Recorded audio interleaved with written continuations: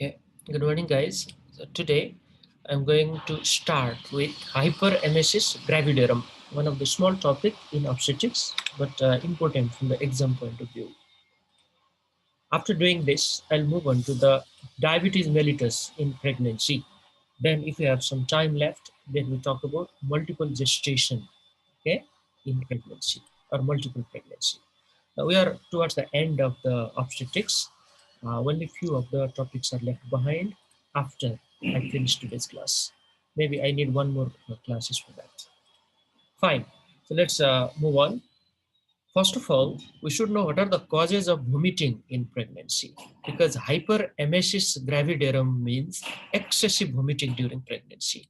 Okay, hyperemesis means excessive vomiting. Gravidarum is a pregnant condition, so the meaning is right there. So before that, particular discussion, let's know about what are the common causes of vomiting during pregnancy.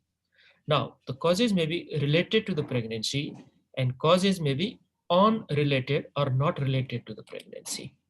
So, regarding the conditions or causes related to pregnancy, that is morning sickness. Okay, morning sickness is a common symptom of pregnancy. It is a common symptom. This is related to the beta HCG hormone.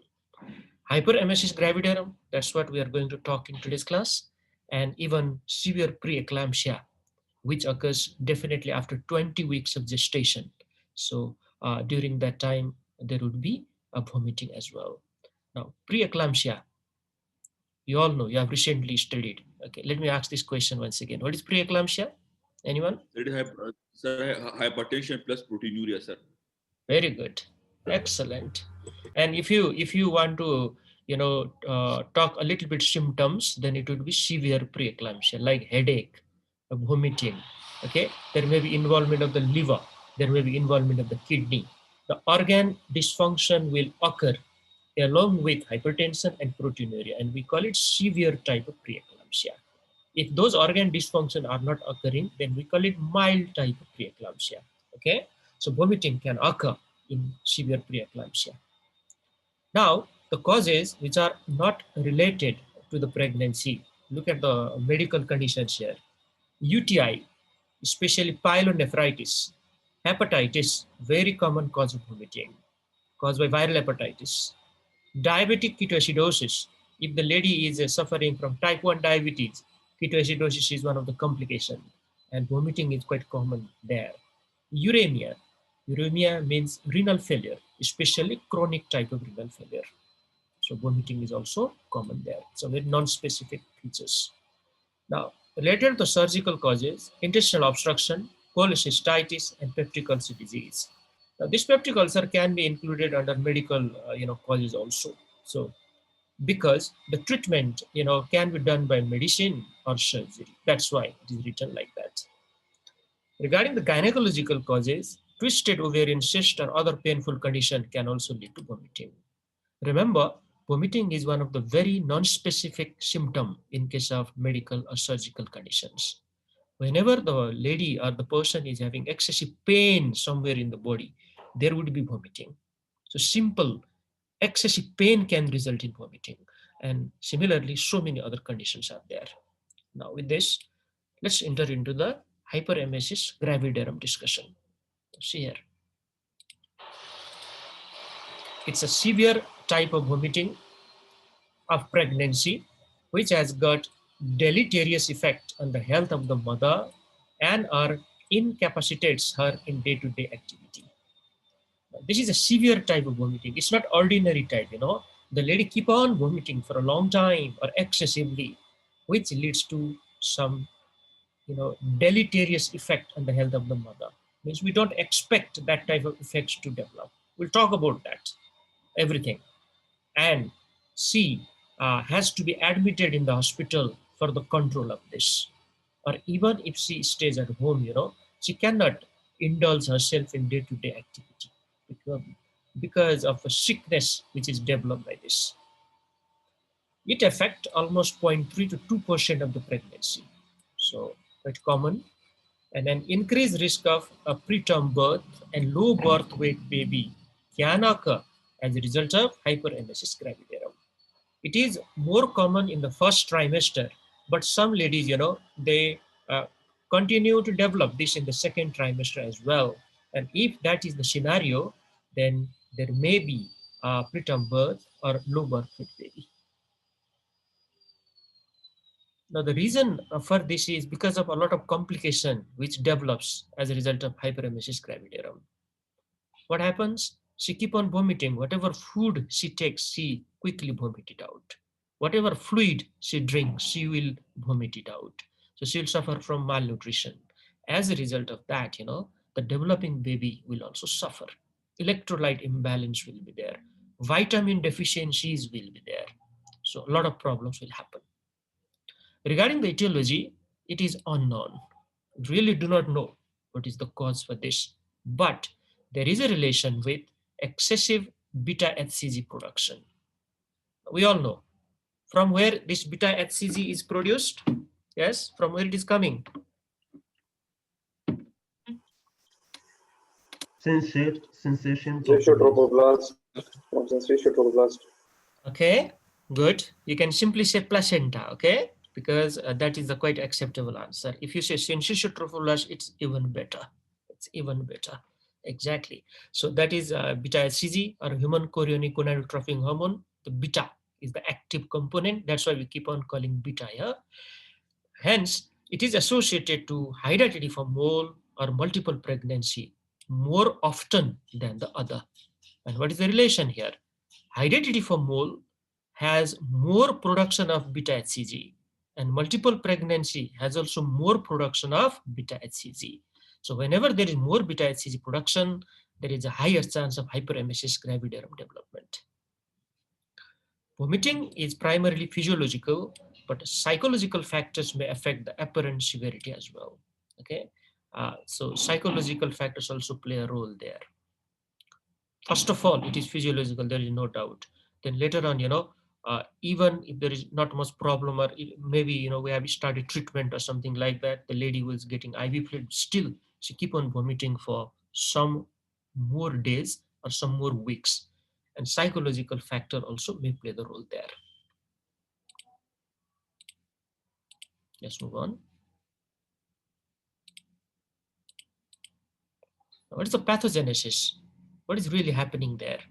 Why this condition is considered a little bit serious than the ordinary vomiting? Now, see here. Severe ongoing vomiting leads to dehydration and electrolyte imbalance. Every student know that. Dehydration occurs. It is mild, moderate, or even severe dehydration. It depends how much fluid is lost. And along with that, electrolyte imbalance can also happen. Sodium and potassium are the important one. Now, because of excessive vomiting, the lady, suffers from starvation. Okay, starvation, quick vomiting may be there, whatever she eat, And another important point, she doesn't like to eat at all. There is severe anorexia development also. So because of these two things, she suffer from starvation. If starvation is not handled, okay, properly, and if it remains there for a longer time, ketoacidosis will develop. Now, what is the mechanism of this ketoacidosis in starvation? Anybody? Anyone? Okay, it may be a bit of difficult question for you at this stage, so let me explain this. May I, sir, may I explain it, sir? Yeah, sure. Sir, basically, sir, in starvation, sir, like sir, I said in the carbohydrate starvation, sir, basically the hepatic glycogen stores are emptied. Like sir, the glycogen that is stored in the hepatocytes, sir, that is completely emptied. So now, sir, the liver will produce ketone, and sir, this ketone, this is deposited, and sir, it will ultimately make the blood a bit acidic, and sir, it is known as the ketoacidosis. So that's the mechanism I have in mind, sir. Nice. Okay, good type of explanation he has given. Very nice. So let me repeat it again, okay, for the sake of so many other students who are listening. Now, when we do not eat carbohydrate for a long time, now glucose is deficient in the blood because glucose comes from carbohydrate. So we are not taking that. That means there will be hypoglycemia. Okay. Now what happens because of this? The whatever storage from the glucose is there in the liver, that will be quickly utilized. Now listen here properly. If we do not eat for 24 hours, just 24 hours, whatever glycogen we have in the liver is gone. It's utilized already. Okay, so our body will find some other source of energy, and that is fat or lipid. So there will be breakdown of the lipid. That lipid breakdown will give rise to free fatty acid. Okay, free fatty acid. When these free fatty acid, okay, are utilized by the liver, then during that time there is a synthesis of ketone body. Ketone bodies are synthesized from free fatty acid. So there are three types of ketone body we have: beta hydroxybutyrate, acetoacetate, and acetone. Acetone is a gas. Beta hydroxybutyrate, okay, is majorly present in the blood, and acetoacetate comes out in the urine. But these three things are developed from the same parent compound. Okay, you understand like that. So in some of the patient, one component may be more than the other. So we do not give a lot of importance to that. So this is known as ketoacidosis. So remember this. If somebody is starving for a long time, sometimes there is a hunger strike. You must have heard about this. Uh, in Nepal there is one very famous doctor who has stayed in this hunger strike for almost 15 or 16 times till now. So he doesn't eat anything. But what we do to prevent that ketoacidosis development in him, we give IV fluid, and in that IV fluid we mix glucose. Okay, that mixture of glucose with IV fluid will prevent ketoacidosis from the developing. So this is the importance of taking carbohydrate, or this is the importance of starvation, which is causing ketoacidosis. Now you already got the meaning, and because of that, there will be vomiting also. Ketoacidosis leads to vomiting. Another one, there is deficiency of vitamins and proteins because of severe vomiting. This is quite logical. Whatever she eats, she vomits it out. So over a period of time, there will be lack of vitamins and protein. So she will become malnourished. Let's move on.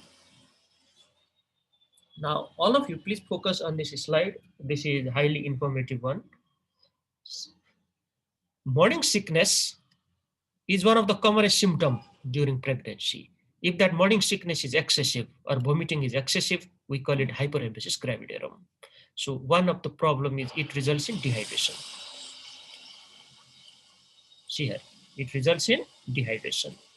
Dehydration can cause hemoconcentration. We all know that. The plasma volume is decreased, okay, in comparison to the RBC mass, which results in hemoconcentration. It also leads to oliguria, concentrated urine, and low urinary chloride if we examine the urine, because there is decreased blood flow towards the kidney, and this decreased blood flow towards the kidney is causing all these things. At the same time, see this, there is starvation in that lady. Okay, starvation will lead to formation of ketone body, and that ketone body may appear in the urine. We call it ketonuria. Okay, ketonuria. Now, proteinuria can also occur because of damage done to the kidney. There's no other explanation for this. Because of the damage done to the kidney, see there, the kidneys are damaged if this process continues for a longer time. Okay, and bile salts may also be there, especially if she suffers from hepatitis. Because hepatitis means it is a hepatocellular jaundice. Hepatocellular jaundice. Hepatocellular jaundice will have both unconjugated as well as conjugated bilirubin there. Okay, so conconjugated and conjugated bilirubin will be there. So conjugated bilirubin is water soluble type of bilirubin. So this is a conjugated type of bilirubin what they are talking here. Okay, the bile salts is written here. The conjugated type of bilirubin is more excreted in case of hepatitis. Starvation can damage the liver over a period of time. So hepatitis can occur. And another explanation can also be given Sometimes, hepatitis can occur in pregnancy. We really do not know what is the cause for that. We call it fatty liver of pregnancy. And sometimes even hepatitis E virus can commonly, causes hepatitis during pregnancy. If a teacher asks, you can answer some other causes like that. Starvation leads to emaciation with severe weight loss. It also leads to polyneuritis because of vitamin B1 deficiency, okay, and vitamin B6 deficiency. B1 deficiency, that is thiamine deficiency, over a period of time can also result in Wernicke's encephalopathy. Wernicke's encephalopathy. Now, this is the damage of the brain over a long period of time in case of thiamine deficiency, though it may be related to some other causes like alcoholic people, okay, like a severe type of malnutrition for a longer time. But if we go into the detail, then it is related with thiamine deficiency. We'll talk about this a little bit later in the next slide. Let's move on. Sir, Yeah, yeah. Sir, this polyneuritis and Guillain-Barré syndrome are same, sir? No, it's not same. You should understand like this. Guillain-Barré syndrome is a type of polyneuropathy, okay? And Yes, sir. polyneuropathy is a broader term. It is a big general term. Guillain-Barré syndrome is just one of the cause for that. But in this condition, it is not caused by Guillain-Barré syndrome. Yeah, it is a different one. Now, with that discussion, let's talk about some of the clinical features of hyperemesis gravidarum. Let's focus here now. So regarding the symptoms, okay, the lady is amenorrheic, definitely she is pregnant. So this amenorrhea is a secondary amenorrhea, which is a feature of pregnancy with vomiting. And this is how we suspect, is this the case of hyperemesis gravidarum or not? And there is decreased urine production because of dehydration. Now, regarding the signs, the features of dehydration should be examined. And every student knows this by now because we have done this topic before. So head to toe examination has to be done. There may be dry and coated tongue. There may be sunken eyes. There may be hypotension, and there may be tachycardia. Hypotension is a very late feature. It develops only in case of hypovolemic shock. Before that, there is tachycardia. Okay. Then sunken eyes are also a feature of moderate to severe type of dehydration. Dry and coated tongue occurs a little bit earlier. The lady is thirsty. Okay, thirsty is a very important feature. And another one, if we check the skin turgor, it is reduced. Skin turgor is reduced. Another is capillary refill time is prolonged. So many other features are there you can include. Now, features of ketoacidosis would be acetone smell in the breath and presence of ketone in the urine. So see this acetone is a gas. It's a type of ketone body. So this gas is exhaled outside when the lady breathes. And the ketone body which appears in the urine is mainly acetoacetate. See this? Let me write it here. Acetoacetate commonly appears in the urine. And we can check it in the urine and find it out. Now, what are the features of complications because of this? Jaundice can occur because of this, all the physiological effect which is occurring in the liver. Okay, liver may be damaged, resulting in jaundice. And then there would be maternal complication like Wernicke's encephalopathy, or you can call it Wernicke's encephalopathy. This is a combination of ophthalmoplasia, gait ataxia, and confusion. Now, what is ophthalmoplasia? Yes. Ophthalmoplegia may be known as ophthalmoparesis, paralysis of one or more muscles of Paralysis of eye muscle. Very good. Excellent description. Excellent. This is paralysis of movement of the eyeball. Excellent. See that ophthalmo is the eyeball. Plagia is unable to move. So what happens there? There may be involvement of multiple muscles which are known as extraocular muscles. They may not function properly, resulting in ophthalmoplasia. Gait ataxia. Ataxia means the person cannot walk on a straight line. Okay, there is an imbalance. There is a swaying here and there across that line. Confusion. okay, is a memory loss. So these are some of the important features. And this is reversible, you know, if we give vitamin B1. Let's move on. Now, this is a very small topic. So let's talk about investigation and management. Now, regarding the investigation, we go for urine analysis to detect the ketone body in the urine. So this is an important part of the investigation. We need to make sure ketone bodies are there. And urine pregnancy test is a standard, investigation. We always do to confirm, yes, this is a case of pregnancy. Serum electrolytes are done like sodium and potassium, which are altered here in this case, especially potassium. You know, when somebody vomits a lot, potassium will become decrease in the blood. Hypokalemia occurs, and sodium also decreases. Regarding the ultrasound, it is done to confirm the pregnancy.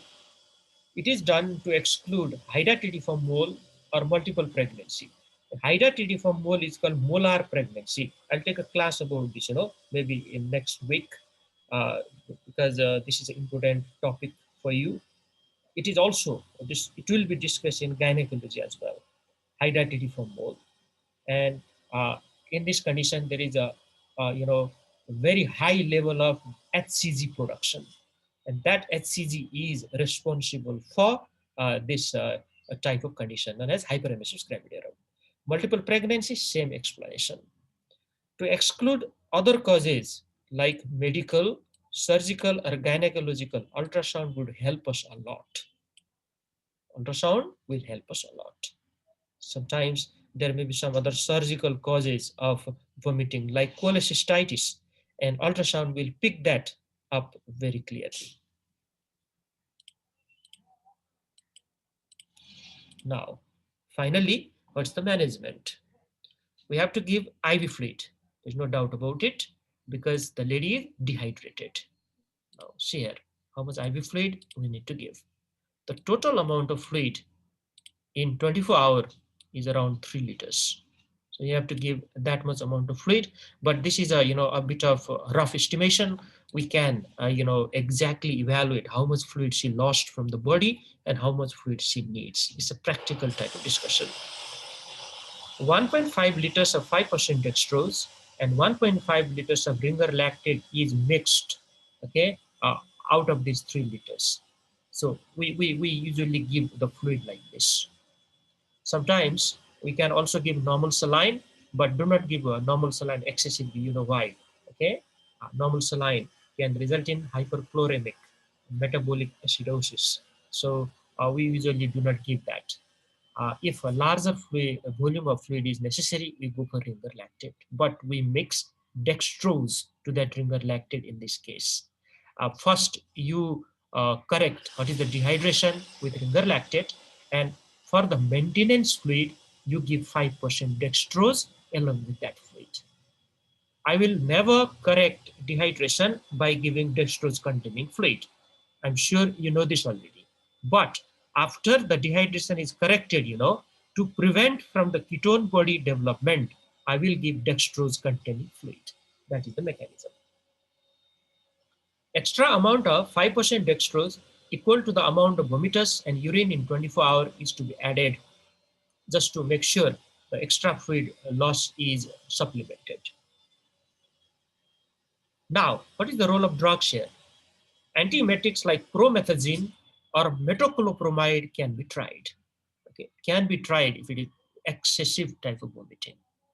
So these are, what type of drug is this promethazine? It belongs to which group? That is the first generation antihistamine. Excellent, very good answer. Sedative.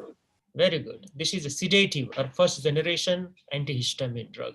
Promethazine, very commonly used as antihistamine drug in the clinical practice, but it can act as antiemetic drug also.